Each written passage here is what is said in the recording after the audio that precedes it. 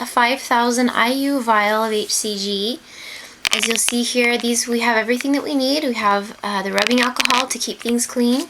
We have the HcG. This is HcG, 5,000 IU. Bacteriostatic water. Most of the time it's going to look like this. Today I actually already have a bottle of backwater that's in this container, so that's what I'll be using, but I didn't want to confuse you. For the most part, you'll have a bottle of backwater that looks like this. You'll have a sterile empty vial that you're going to be putting your whole mixture into to use each day, and a mixing syringe to mix the backwater and the HcG. Let's get started.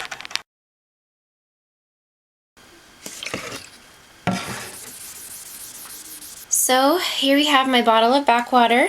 Remember, most of the time yours is going to look like that. You want to clean off the top with the rubbing alcohol. Take your empty vial, pop the top off of that, clean that off too. It's just always better. You can't really be too clean when you do this. You're going to take out your HcG. This is the HcG brand. There's many different brands. Sometimes they'll have different packaging. But here you can see, this is what we don't need. This is just a sodium chloride for those who take the whole thing of HcG in one dose, but of course we're not doing that, so we'll just toss that. So this contains your HcG. If you'll see, sometimes it's a powder, sometimes it's a tablet. This one's a tablet. See that there? Right here in the top. So it doesn't matter either way. You'll pop the top off of that one also and swab that with alcohol. Okay, so what we're going to do is take the packaging off your syringe and needle for mixing. And the mixing syringe, it has a cap on the top, so you'll be, needing to pull that off. And here you can see that this one is a 3 ml or 3 cc syringe. So depending on where you order, you may get different sizes. Okay, so the point is, you can see that this is 5,000 IU of HcG, right? So the point is that we're going to be mixing 5 mLs total of bacteriostatic water with this HcG. So we're going to do that in 2 steps. Okay, so first what we're going to do is add about 2 mLs of backwater to this, so that we can dissolve that tablet of HcG and make it a liquid. After that, we're going to take the 2 ml of backwater that's in here that now contains your HcG. We're going to take that back out and we're going to put it in our sterile empty vial. So we'll put that in here. Then all we have to do after that is take 3 more ml of bacteriostatic water and add that to that same vial that already has the 2 ml. So that'll give us 5 ml total. So we'll go through it, I'll show you now.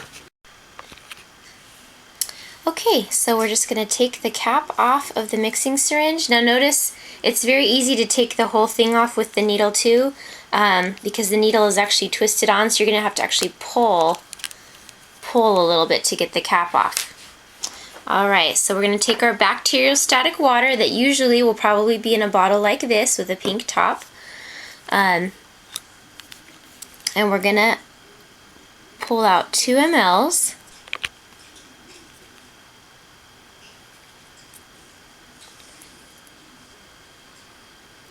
Okay, so see here we're getting a good amount. This is working good.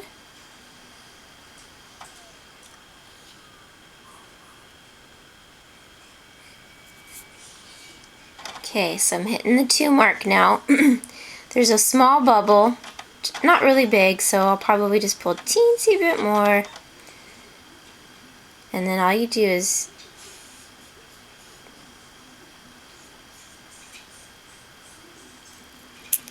pull that out there. Okay? So now we've got our 2 mLs of bacteriostatic water. We're going to put that into our bottle of HcG, okay? So just push the plunger, see that? You see me doing that?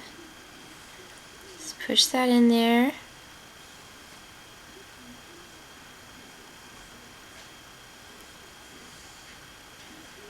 and there might be some excess air that wants to come out. See that, how it's actually going back on its own, which is fine. That, you know, that's totally fine. You can get out some of the excess air. So your HCG should be pretty much already diluted when you add the backwater, but you just want to like swirl it gently to make sure all the particles are dissolved. You don't really want to shake it because then it might get like bubbles and frothy, and you know, that's just, you don't want that. Alright, so now that it's dissolved, we're just going to take this whole liquid back out and put it into our empty vial here. That will be the vial that we'll be using on a daily basis. Okay, so I'm going to just... Okay. So now the important thing here is that you want to make sure that you get all of the HCG out, okay? And sometimes that can be just a teensy bit tricky.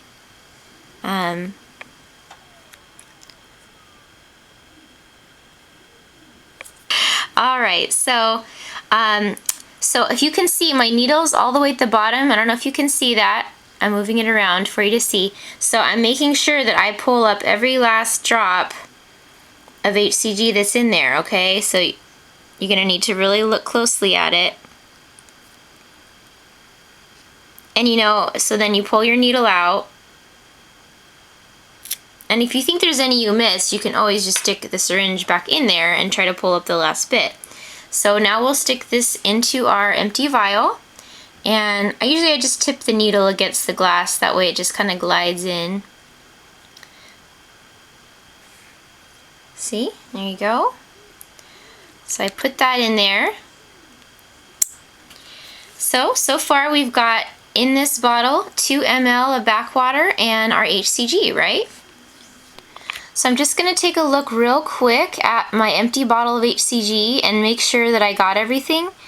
And I'm looking closely at it, and it looks like I pretty much did. I'm going to go in and just double check and see if anything comes up when I try to pull a little out. And you know what? I did actually get a little bit. I'm going to see if you can see that. This is mostly a bubble, but there is a little bit of liquid in there. So see, it's always good to double check. So I'm going to take that, put that into my vial too. Okay, just a little bit, but you want to get as much as you can. That way when you're dosing, it's going to be accurate for what you think you're giving yourself. Alright, so all we need now are 3 more mLs of backwater, which you can see the numbers going up right here. So we're going to fill the whole thing up, and that's going to be all we need, and then we'll be done.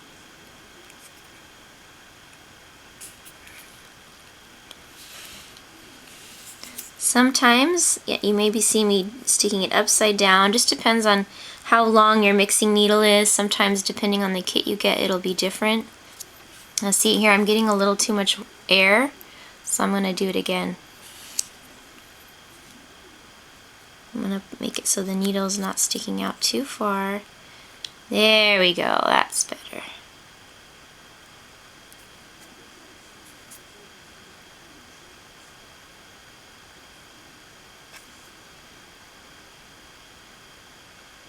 See? So, there are my 3 mLs.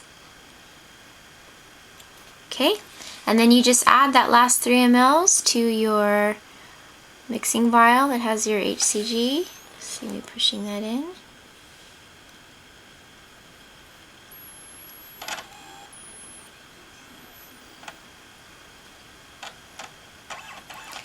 And ta-da! That is it. You now have a vial of 5,000 IU HCG and 5 mLs of bacteriostatic water. This is ready to be dosed out daily. You want to put some foil around this and keep it in the fridge. Now, when we mix the way that we just did in a 1-to-1 ratio, 5 ml backwater, 5,000 IU HCG, I just want to show you how you're going to be able to dose yourself. These are the injection syringes. for the daily basis. So this is units right here. Mine goes up to 50 units. Some people's may only go up to 30 units. They're making the syringes much smaller now because most people are never actually using the whole thing. And that's going to be the same for us. We're never pretty much going to go beyond the 20. So when you mix the way that I've instructed, I'm just going to use the old mixing needle to show you guys. The 15 on here, which stands for 15 units, okay? That's going to stand for 150 IU. 17.5 units, which will be some here in the middle, that's going to equal 175 IU. 20 units will stand for 200 IU. And usually the smallest dose most people take is 125 IU. That's going to be 12.5 units right here. Okay, so you see when you mix in the 1-to-1 ratio, it makes dosing very simple, and it makes it very easy to change your dose during your round without remixing your HCG. So say you started out taking, 17.5 units, which is 175 IU.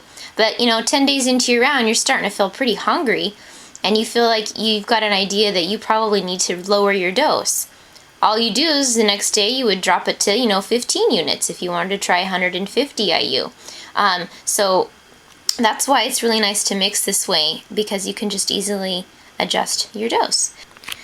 One last thing that I wanted to mention is once you've mixed your HCG, it's very important to keep it away from the light and in the refrigerator.